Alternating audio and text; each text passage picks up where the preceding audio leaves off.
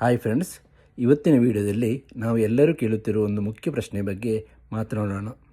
ಚಿನ್ನ ಮತ್ತು ಬೆಳ್ಳಿ ಬೆಲೆಗಳ ನಡುವೆ ಇಷ್ಟೊಂದು ವ್ಯತ್ಯಾಸ ಯಾಕಿದೆ ಮತ್ತು ಇತ್ತೀಚಿನ ದಿನಗಳಲ್ಲಿ ಇವುಗಳ ಬೆಲೆ ಯಾಕೆ ಇಷ್ಟು ಏರಿಳಿತವಾಗುತ್ತಿದೆ ಅನ್ನೋದನ್ನು ನಾನು ಈ ವಿಡಿಯೋದ ಮೂಲಕ ಸಂಕ್ಷಿಪ್ತವಾಗಿ ನಿಮಗೆ ತಿಳಿಸಿಕೊಡುತ್ತೇನೆ.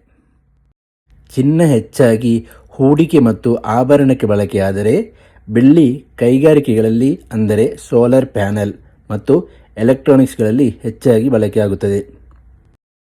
ಆದರೆ ಇತ್ತೀಚಿನ ದಿನಗಳಲ್ಲಿ ಚಿನ್ನ ಮತ್ತು ಬೆಳ್ಳಿಯ ಬೆಲೆ ಗಗನಕ್ಕೆ ಏರುತ್ತಿದೆ.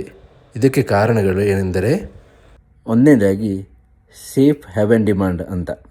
ಅಂದರೆ ಜಗತ್ತಿನಲ್ಲಿ ಯುದ್ಧಗಳು ಅಥವಾ ರಾಜಕೀಯ ಅಸ್ಥಿರತೆ ಉಂಟಾದಾಗ ಹೂಡಿಕೆದಾರರು ಏನು ಮಾಡ್ತಾರೆ, ಶೇರ್ ಮಾರ್ಕೆಟಿಗಿಂತ ಚಿನ್ನದ ಮೇಲೆ ಹೆಚ್ಚು ನಂಬಿಕೆ ಇಟ್ಟುಕೊಂಡು ಅದರ ಮೇಲೆ ಇನ್ವೆಸ್ಟ್ಮೆಂಟ್ ಮಾಡ್ತಾರೆ.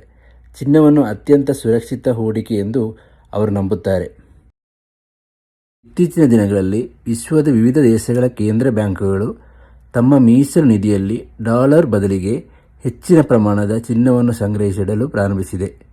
ಈ ದೊಡ್ಡ ಮಟ್ಟದ ಖರೀದಿ ಬೆಲೆ ಏರಿಕೆಗೆ ನೇರ ಕಾರಣವಾಗಿದೆ.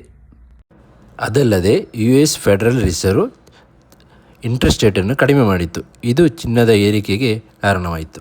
ಅಮೆರಿಕದ ಡಾಲರ್ ಮೇಲಿನ ಅವಲಂಬನೆಯನ್ನು ತಗ್ಗಿಸಲು ಮತ್ತು ತನ್ನ ಆರ್ಥಿಕತೆಯನ್ನು ಸುರಕ್ಷಿತವಾಗಿರಿಸಲು ಚೀನಾ ಕಳೆದ ಕೆಲವು ವರ್ಷಗಳಿಂದ ಸತತವಾಗಿ ಚಿನ್ನವನ್ನು ಬೈ ಮಾಡ್ತಿರೋದು ಈ ಬೆಲೆ ಏರಿಕೆಗೆ ಮತ್ತೊಂದು ಕಾರಣವಾಗಿದೆ.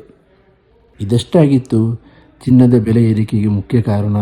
ಈ ವಿಡಿಯೋ ನಿಮಗೆ ಇಷ್ಟ ಆಗಿದರೆ ಲೈಕ್ ಮಾಡಿ, ಶೇರ್ ಮಾಡಿ, ಸಬ್ಸ್ಕ್ರೈಬ್ ಮಾಡಿ ಅಂತ ಹೇಳ್ತಾ ವಿಡಿಯೋ ಏನು ಮಾಡ್ತಿದ್ದೇನೆ. ಬಾಯ್ ಬಾಯ್.